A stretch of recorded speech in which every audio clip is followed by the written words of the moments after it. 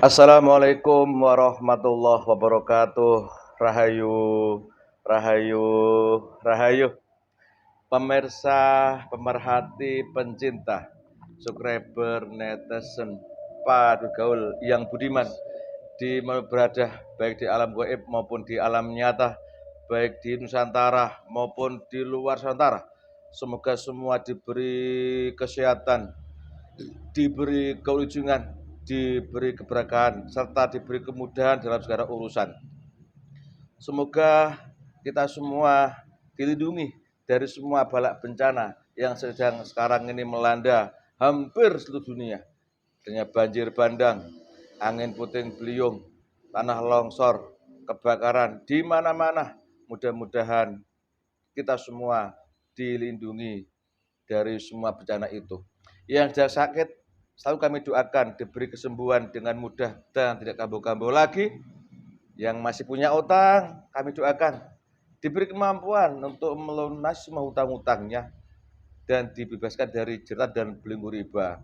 Alhamdulillah banyak netizen yang memberitahu sama saya, ada yang sudah lunas hutangnya, ada yang pelan-pelan bisa hutangnya, yang sakit diberi kesembuhan. Mudah-mudahan semua bakal keberkahan. Lalu dipahami bahwa semua itu Allah mengendaki. Nikmat dari Allah perlu kita syukuri. Demikian kira-kira, dan semoga kita semua ditambahkan rezeki yang halal dan baik, nyata, berkah, manfaat dunia dan berkah sampai akhirat. Amin, Allahumma amin. Pemirsa, berpijak dari perjalanan konten-konten Padun Gaul yang hampir 4 tahun ini, di mana di antaranya sering menceritakan soal Nusantara, di mana goib yang hadir mereka saling menceritakan adanya suatu saat bahwa Nusantara ini akan kembali bersatu lagi. Suatu saat Nusantara ini akan menjadi mercusuar dunia. Banyak sekali konten-konten yang ada. Itu waktu itu goib yang menyampaikan. Nah, wujud nyatanya ternyata sudah banyak sekarang kita rasakan, cuma kita tidak menyadari. Goib menyampaikan adanya kemunculan ini, kemunculan itu. Begitu kira-kira. Termasuk kemarin, yaitu Indonesia masuk dari jadi anggota ekonomi BRICS. Itu ternyata juga salah satu bentuk syarat nyata, tanda nyata, bagian daripada perkembangan suatu saat Nusantara akan jadi mercusuar dunia. Kali ini ada lagi video sangat fenomenal baru saya temukan, yaitu tentang perjuangan daripada orang utama di Indonesia ini yang saat ini melawan daripada diskriminasi negara Eropa sana. Simak narasi beritanya. Hai Eropa, kami baik sama kau. Kami cinta kau, tapi kau tak cinta aku. We love Europe, but sometimes Europe does not love us. And you boycott our palm oil. You boycott our palm oil and we say to you, thank you, sir. You don't have to buy our palm oil. We will use our palm oil ourselves, saudara.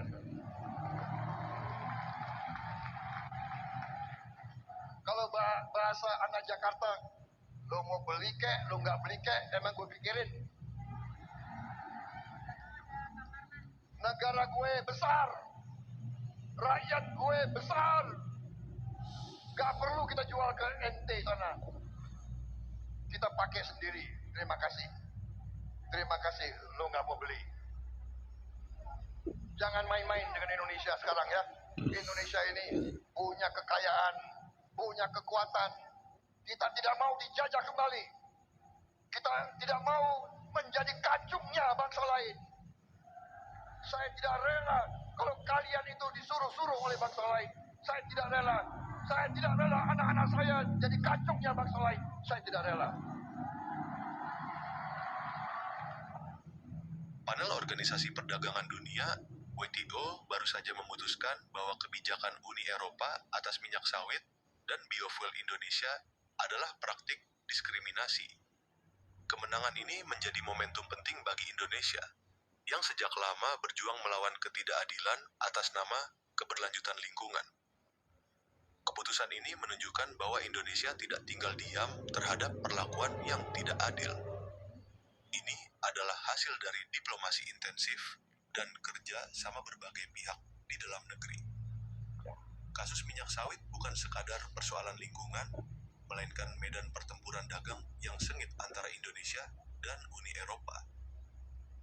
Uni Eropa memberikan perlakuan lebih pada biofuel berbahan rapeseed dan bunga matahari dibandingkan minyak sawit. Bahkan, Prancis secara khusus membatasi konsumsi biofuel sawit hingga 7% saja. Pemirsa, demikian sekelumit narasi berita yang marak di medsos. Kalau ingin lebih paham, silakan dicari berita. Ini penangkapan saya adalah walaupun produksi minyak sawit kita ini selama diboikot oleh Eropa, tapi ternyata Federasi Perdagangan Dunia menangkan kita. Ternyata itu selama ini dibuat alasan adalah soal lingkungan, itu hanya cara mereka negara Eropa itu untuk mengikuti Indonesia, padahal tidak sebenarnya. Tetapi kali ini kita berjuang mati-matian dan itu hasilnya. Ini kami buat konten untuk semangat giroh cita tanah air Indonesia. Ya, banyak dipesankan dari Goib, tidak usah berbuat yang aneh-aneh bagi warga negara ini. Berbuat baiklah, minimal bermanfaat buat pribadi kita, buat keluarga kita, buat masyarakat. Syukur-syukur banyak manfaat yang dinikmati oleh masyarakat kita. Lagi-lagi mohon izin kami mudah-mudahan ada mungkin yang tahu untuk bercerita apa sebenarnya terjadi dengan adanya menangnya Indonesia di sidang WTO mengenai minyak sawit. Kali ini saya ditemani mediator saya Mas Rifki, dan ada manfaat bagi kita. Assalamualaikum Mas Rifki. Sehat? Waalaikumsalam Pak, sehat Pak. Sehat. Ini ya bisa berjual sawit juga ini. Jual kelapa ini. Alhamdulillah Pak. Juragan sawit juga. Sehat Mas? Alhamdulillah sehat Pak. Pinjam raga sampean ya. Iya Pak. Bismillahirrahmanirrahim. Siapkan dipagari. Bismillahirrahmanirrahim. Ya Allah, dengan izin, saya ingin tahu hakikat pemenangan Indonesia dalam kancah sidang WTO mengenai sawit, ya Allah. Semon jadi yang tahu dan masuk mas ini yang kau tidak diizinkan tidak usah ya bismillah. Assalamualaikum. Goib yang tahu dan mau beritahu hakikat kemenangan Indonesia di sidang WTO masalah minyak sawit itu, tarik tangan saya masuk mediator ini dan ilmu yang Anda punya, penyusup, penipu, langsung dihajar dilempar. Jadi yang masuk Anda yang tahu dan mau bercerita hadir ke sini. Hadir. Sallallahu ala Muhammad. Sallallahu ala Muhammad. Allah masuk. Salam.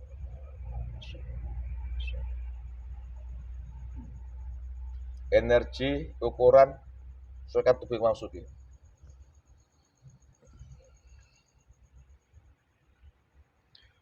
Assalamualaikum warahmatullahi wabarakatuh. Salam kembali pada kamu sendiri kalau kamu pembohong atau penipu. Terbakar kamu. Sallallahu alaihi Muhammad. Sallallahu alaihi wasallam. Wallah.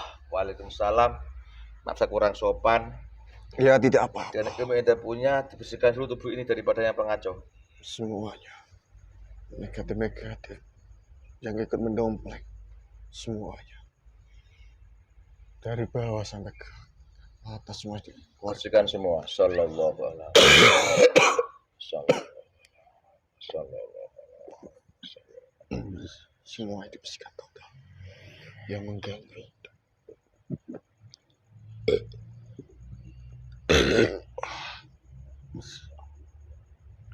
Alhamdulillah sudah. Alhamdulillah pala buat sampean. Sebelum kita dialog ngobrol Sasuki mau Anda Ya silakan. dari Nusantara seperti ini ya. Kopi, singkong goreng, rokok muncul kefayakun Allah, silakan. Ngopi dulu bos. Terima kasih banyak. Nah, rokok boleh, Iya. kopi boleh. Kopi suka tempur. Kopi ini Mas Kamal sama Mas Udin. Siapa itu? Ya, itu depan kamu. Bismillah. Kenal enggak? Itu depan kamu. Kenal? Alhamdulillah. Ngopi dulu, rokok ada mau? Mau. Yang rokok lah, tuh besar rokoknya coklat lagi. Ya jangan besar-besar. Ya sesuai dengan mulut kamu.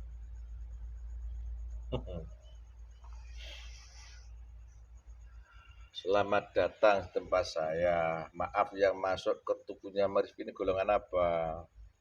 Dari golongan jin muslim. Golongan jin muslim. Betul, karena assalamualaikum. Bisa bercerita bagaimana keislaman Anda? Silahkan. Saya Yuk. disamkan oleh Panglima Hmm? yang di sana.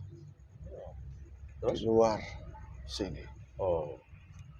Dan dari situ saya sedikit ada perlawanan atau pertengkaran.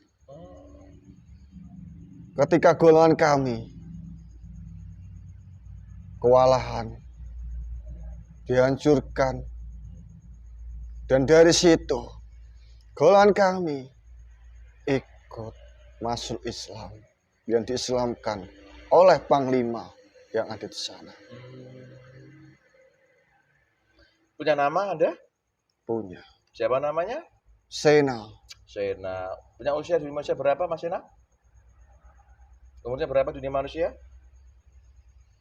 antara 1000 tahun. Tak panggil Mas, masih muda begitu ya? Iya, Gagah Mas Sena. 1000 tahun masih muda dunia jin kan? masih muda. Masih muda.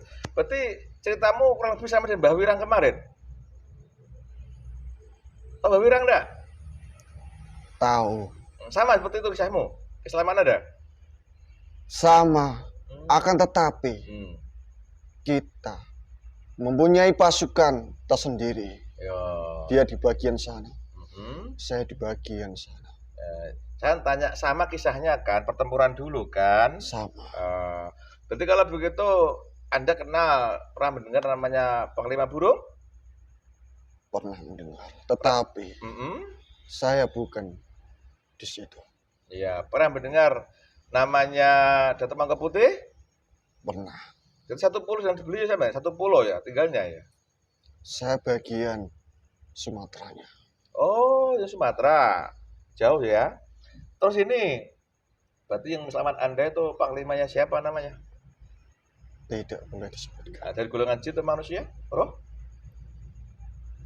Golongan jin yang sudah ikut penguasa raja di alam gaib kami. Oke, terima kasih Mas Sena. Jadi tidak saya ketahui ternyata ada begitu dunia fasik ya. Aku udah ingin bahas masa fasik Anda. Gini, tadi dari mana kok tiba-tiba bisa masuk ke tubuh teman saya ini? Saya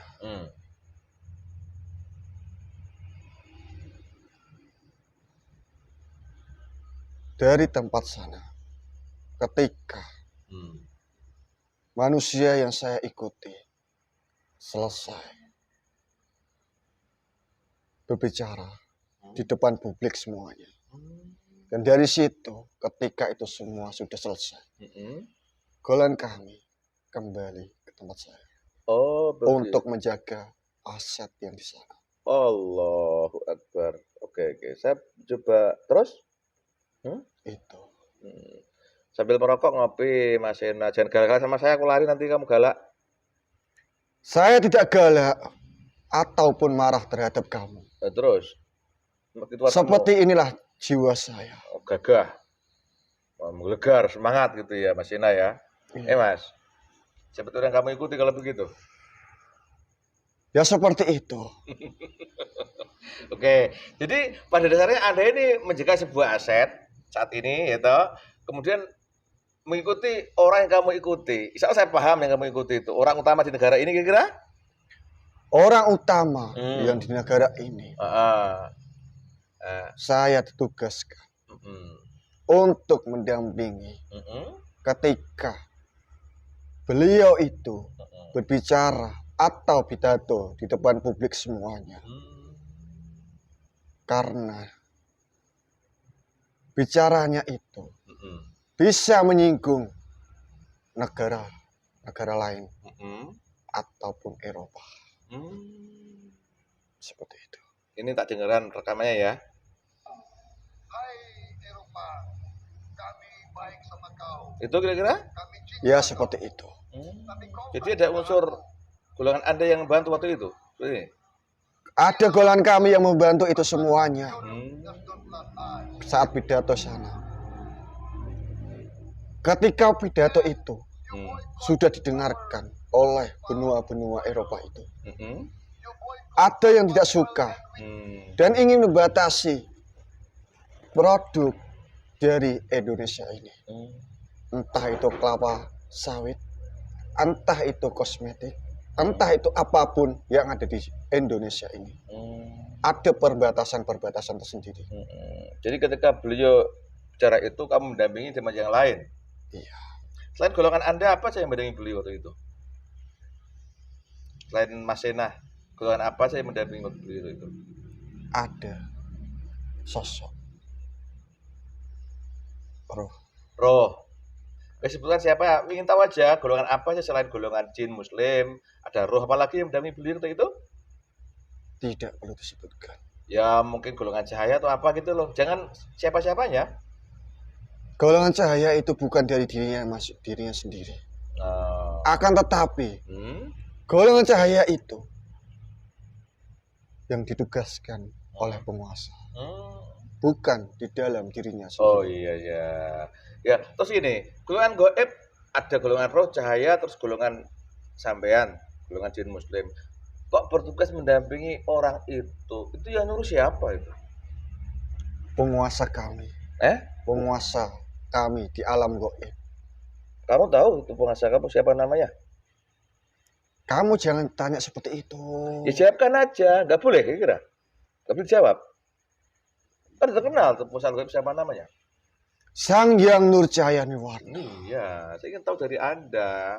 Jadi yang merintah golongan gaib untuk mendampingi beliau adalah tadi siapa namanya? Penguasa Anda? Sang Hyang Nurjaya Niwarna. Oh. Dan dari situ untuk menuju tatanan Indonesia emas. Oke. Sebentar, jangan dibahas sana dulu. Kita bahas yang pendek soal pidato dulu itu aja ya, Mas Ena ya. Gagah sekali kamu ini. Wah, perkasa. Sudah, tidak usah bicara seperti itu. Iya, biar aja lah kayak saya gagah gitu loh. Rokok, ngopi. Biar kayak kaku kita ngomong. Takut aku lari nanti pula. Ke sana kamu lari. Betul ini? Ya. Betul. Tak laporkan ini. Kamu ngeyel. Kan kamu sendiri yang bilang lari, bukan saya. Tukang ngeyel juga ternyata ini. Saya tidak apa-apa, saya hanya duduk di sini. Lah kamu lari sendiri kan bukan salah saya. Ngopi udut. Kamu marah sih sama aku, galak sih kamu sih. Bukan marah. Apa? Yang begitu watak kamu ya? Iya. Berarti kamu sekarang udah kembali ke tugas kamu, jaga satu aset sekarang. Menjaga aset di sana. Oh, aset di gedung yang baru itu? Bukan. Ya, di mana? Yang di Kelapa. Oh, yang aset sawit itu. Paham saya ini. Karena itu aset negara harus dijaga Allah dengan Allah. ketat. Oke.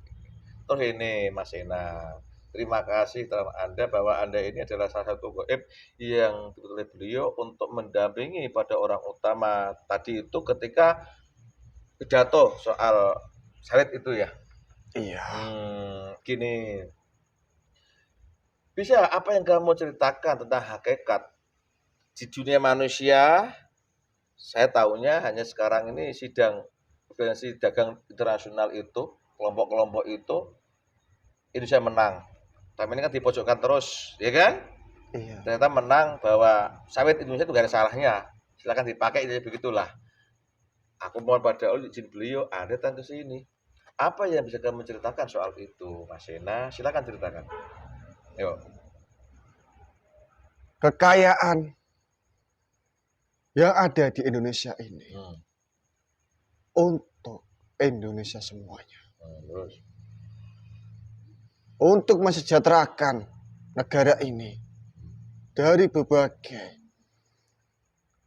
kekayaan alam, kekayaan yang lain, entah itu seperti tambang, untuk menunjukkan betapa kayanya Indonesia itu dalam segi apapun itu.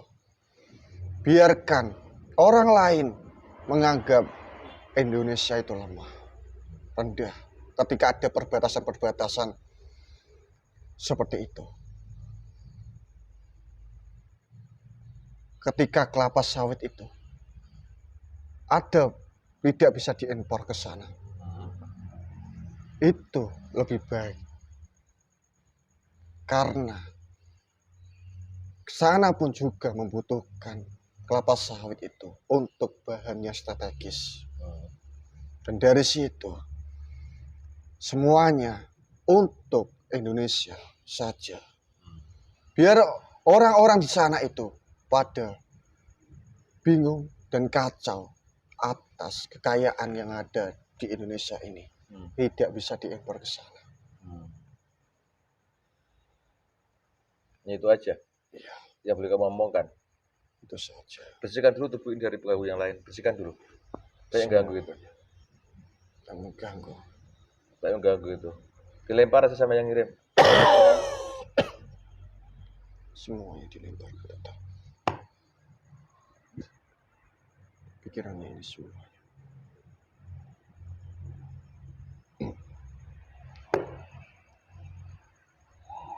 Semuanya mengganggu, ingin mencoba mengganggu haluan bicara saya semuanya.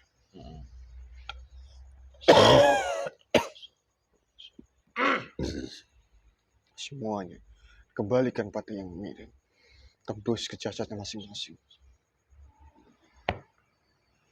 Baik, terima kasih Mas Sena. Silakan ngopi sama Udut. Dari apa yang Mas Sena disampaikan, saya sedikit mencoba memahami. Boleh saya bertanya ya? Silakan. Tadi Anda mengatakan biarlah orang luar sana menganggap Indonesia ini lemah, gitu.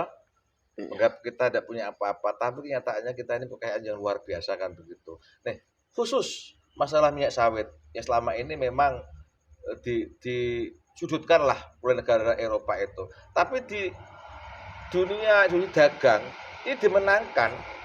Maksudnya itu ada dampak apa pada orang luar sana dan adanya kemenangan daripada minyak sawit ini tidak ada masalah. Apa yang bisa kamu ceritakan? Dampak orang di luar sana, di Eropa itu, akan mengalami kekacauan karena sudah membatasi ekspor kelapa sawit itu. Kalau dia mengetahui kelapa sawit itu bahannya sangat strategis untuk membuat sesuatu, itu hanya ancaman saja bagian luar. Dan ada lagi plagiat di lingkungan sekitar sana. Seolah-olah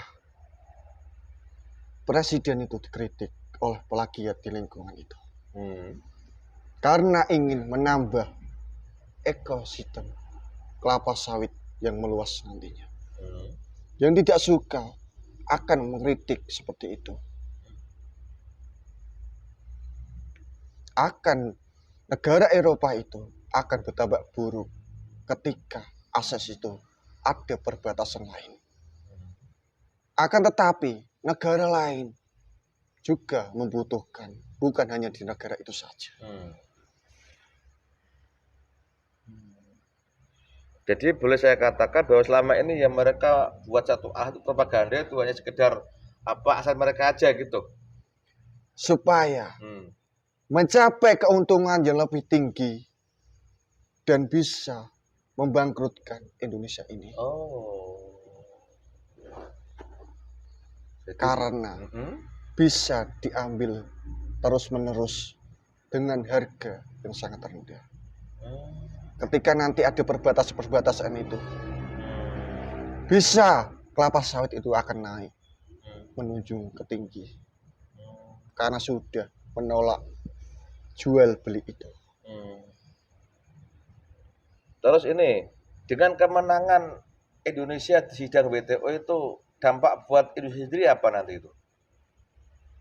Akan bertambah berkembangnya industri perdagangan, entah itu kelapa sawit, entah itu perdagangan yang lainnya, akan berkembang pesat untuk mesejahterakan negara Indonesia ini. Tahap demi tahap nantinya, kesejahteraan itu akan muncul dengan sendirinya. Jadi boleh ku bilang dengan adanya wacana ini ternyata memang minyak sawit Indonesia ini tidak bermasalah. Bagi mereka selama ini yang mencari alasan untuk membatasi produk sawit Indonesia itu akan mengalami kehancuran begitu, kerugian. Akan mengalami segala akses, entah itu kerugian ketika kelapa sawit tidak bisa di sana.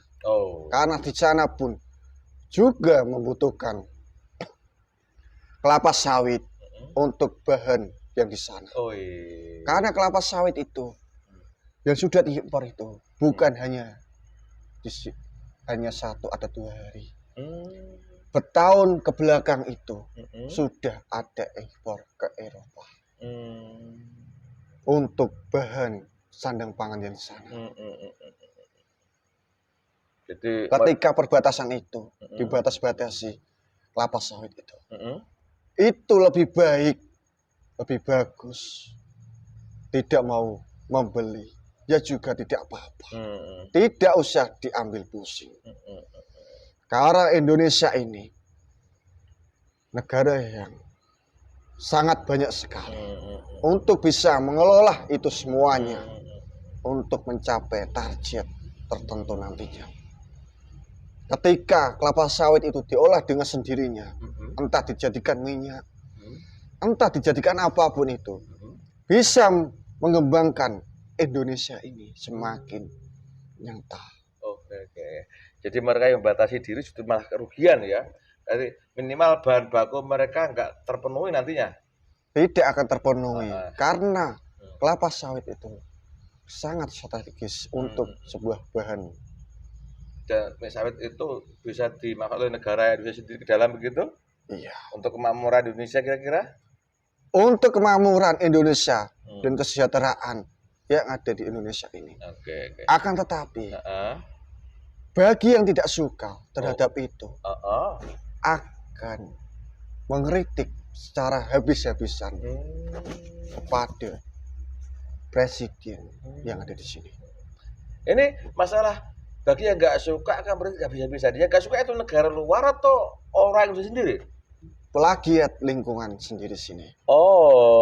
Istilahnya ini pengamat lingkungan itu ingin mengambil keuntungan di dalam dirinya sendiri, bukan untuk negara nasional ini. Jadi untuk keuntungan organisasi Indonesia sendiri, bagian lingkungan itu akan merintik pemerintah Indonesia begitu. Iya. Untuk karena banyak yang mengkorupsi seperti itu. Untung dari mana mereka dengan merintik pemerintah Indonesia?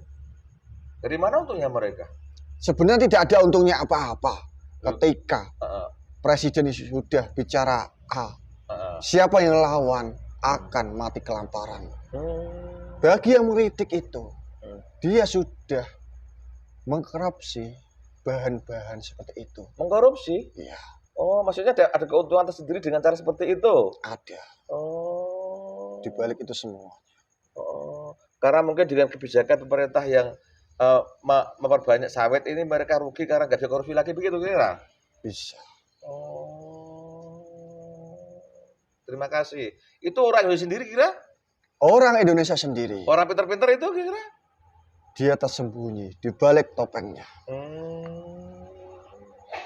Terus ini sambil ngopi, Mas Ena, sambil merokok juga. Aku tanya pertanyaan saya buat Anda.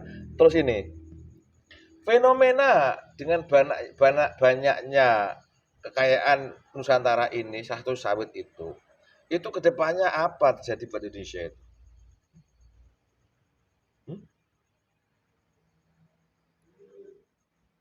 Berkembangnya kelapa sawit itu akan terkenal di mana-mana. Nah, terus? Dan dari situ Indonesia akan terkenal dengan kekayaan ekosistem yang ada di Indonesia ini. Betapa kekayaan itu di negara ini itu sangat banyak sekali. Begitu.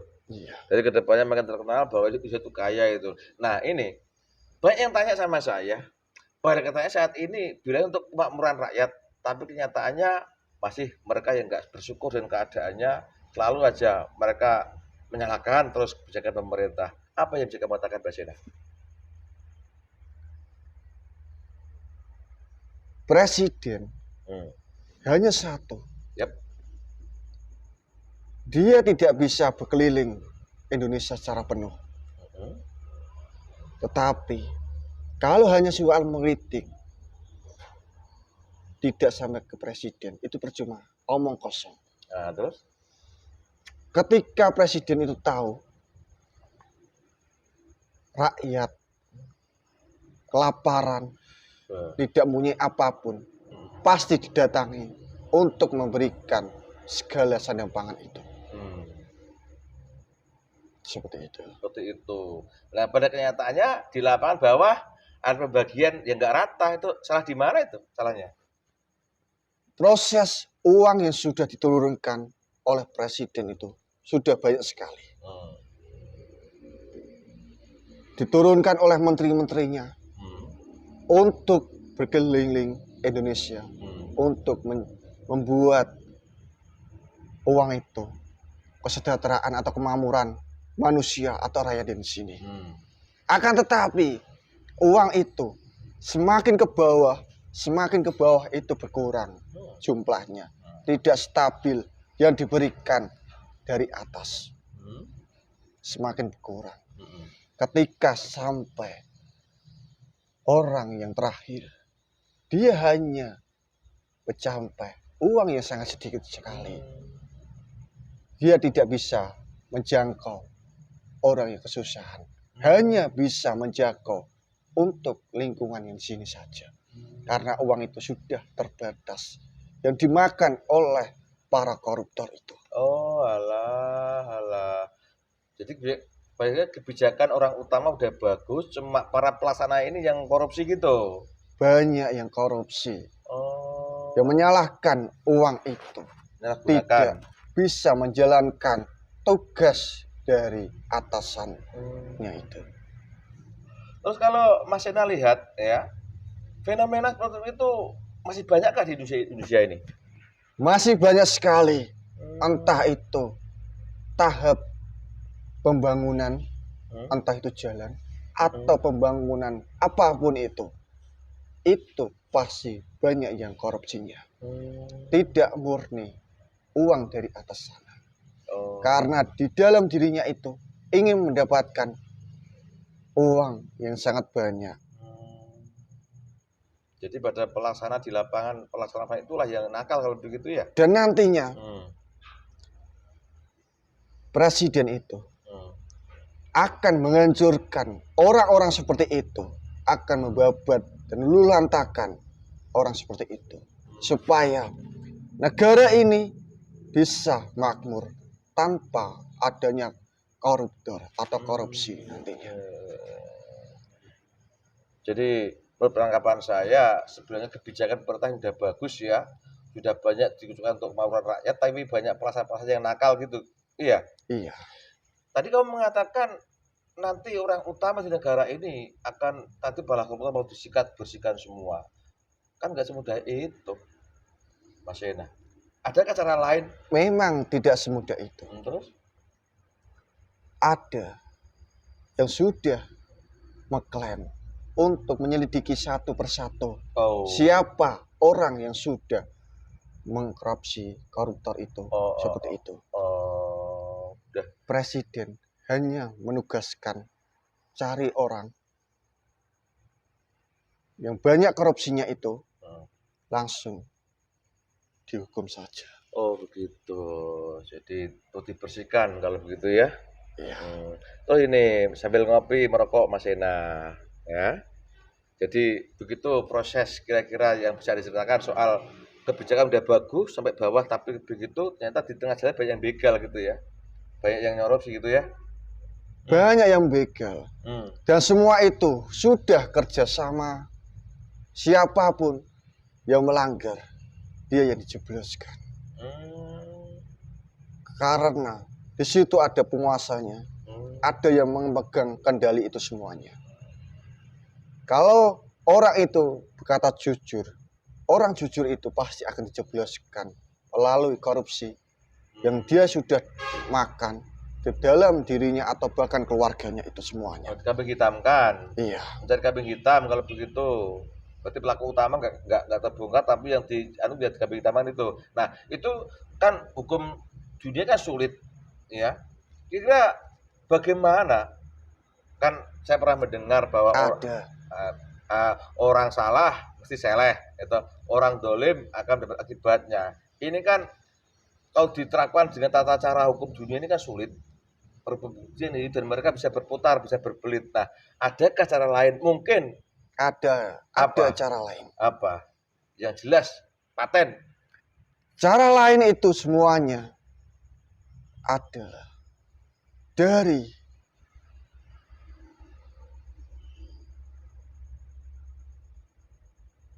penguasa. Terus? Dia menyuruh manusia, bahkan roh manusia, untuk menyelidiki itu semuanya. Karena itu semuanya dia sedikit mengetahui siapapun di dalam itu semuanya itu.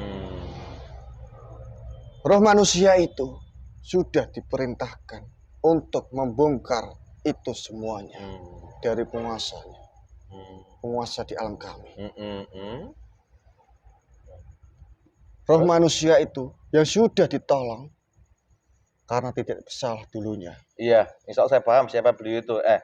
Dan dari situ roh manusia itu sudah diberikan amanah, tugas untuk membongkar kedok-kedok para koruptor di Indonesia ini. Karena dia sudah banyak mengetahui siapa di dalam itu semuanya. Dan dari situ nanti akan terbongkar dengan sendirinya. Kalau gaib yang bekerja akan menjadi nyata itu semuanya. Permudah semua untuk terbongkar gitu ya. Iya. Tadi ada mengatakan ada sosok manusia, roh manusia yang tolong betul. Ini kalau nggak salah namanya. Ya seperti itu. Ya itu ya. Insya Allah saya pernah mendengar itu. Dan ini kalau memang toh terbongkar secara hukum manusia bahwa si A, si B ternyata ini mereka koruptor karena bantuan gaib sehingga petugas apa. Posisinya kan dunia manusia kan sulit.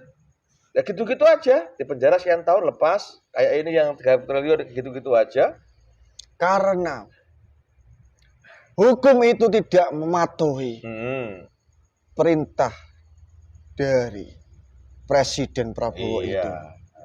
Hukum itu hanya ketika disogokkan uang, dia akan luluh dengan seketika itu. Itu busuknya hukum negara ini. Terus itu yang aku maksud. Adakah cara lain untuk menghukum para koruptor ini tanpa lewat suatu proses hukum yang ada sekarang? Akan mengalami kematian nantinya. Cuma mati gitu aja? Iya. Dan kematian itu bisa terjadi. Langsung dihukum, dipenjara. Atau? Dijebloskan, ditembak mati ketika itu. Atau mungkin lewat sakit, dan enggak kira-kira?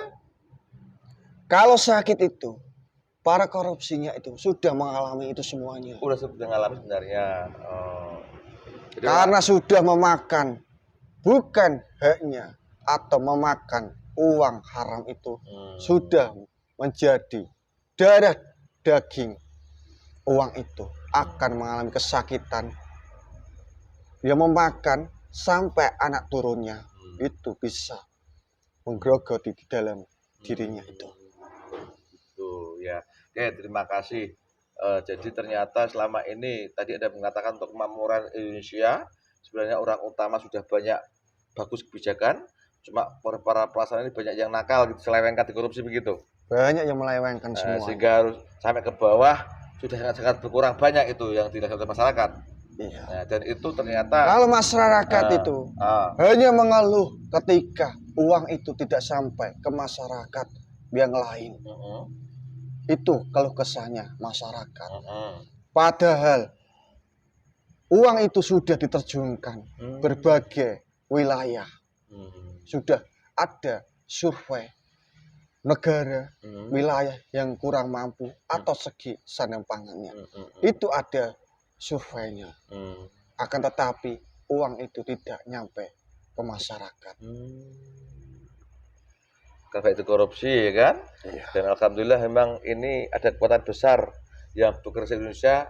Nusantara semangat bersih itu sekarang semangat ya.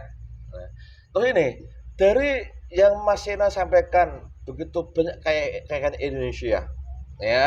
Dan sekarang ada semangat bersih-bersih buat Indonesia demi kemakmuran Indonesia. Itu nantinya menuju kemana tuh Nusantara ini, Mas Sena? Menuju Indonesia emas atau pesusuar dunia nantinya. Kamu yakin? Akan dikenal berbagai wilayah negara lain. Ketika perkembangan ini demi tahap akan berkembang sangat pesat dan akan maju. Terima kasih Mas Sena atas ceritanya. Jadi semua ini dalam rangka Indonesia, Indonesia emas dunia gitu, dan tanda-tanda sudah banyak berdirinya EKN, ya toh? Sekarang banyak program seperti itu. Cuma juga ada sebagian justru dari rakyat Indonesia sendiri yang nakal gitu kira-kira ya, ganggu ya. Banyak yang mengganggu, mengklaim itu semuanya hanya keuntungan pribadi masing-masing. Terima kasih Mas Sena. Ini mau sharekan di dunia manusia.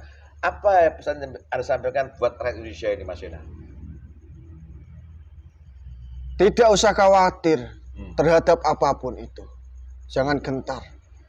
Lakukan yang baik menuju tatanan ini semuanya. Dia benua Eropa atau apapun tidak membeli. Biarkan saja, tidak usah digubris. Nanti dia akan mencari Indonesia lagi. Oke, biarkan mereka begitu, kita eksis bekerja, nanti datang mereka begitu. Iya. Terus buat rakyat Indonesia, apa pesannya? Selalu bersyukur saja, tidak usah mengeluh dengan keadaan apapun itu. Entah itu kesulitan dalam hidupnya. Karena kesulitan dalam hidup ini, itu di dalam dirinya manusia. Tidak usah menyalahkan sekitar atau bahkan pimpinan yang ada di Indonesia ini. Karena kesulitan di dalam hidupnya itu, supaya manusia-manusia atau rakyat Indonesia ini bisa kembali taat perintah kepada Allah. Itu saja.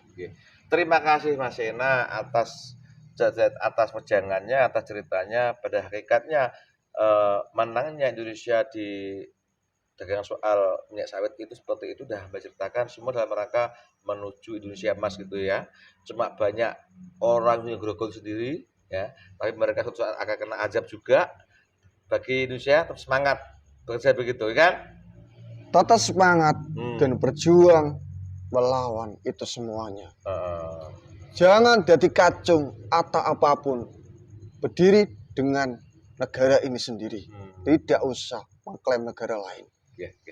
Terima kasih. Sebelum Anda kembali bertugas menjaga aset sana, bersihkan dulu suguhan saya. Rokok, kopi banyak, mungkin Anda pusar kan dingin kira-kira ya kan? Banyak hujan. Iya. Ya bawa rokoknya sama kopinya. Saya terima kasih banyak. Sama-sama. Silakan, salam, nama saya. Assalamualaikum warahmatullahi wabarakatuh. Waalaikumsalam warahmatullahi wabarakatuh. Warahmatullahi Allah fresh.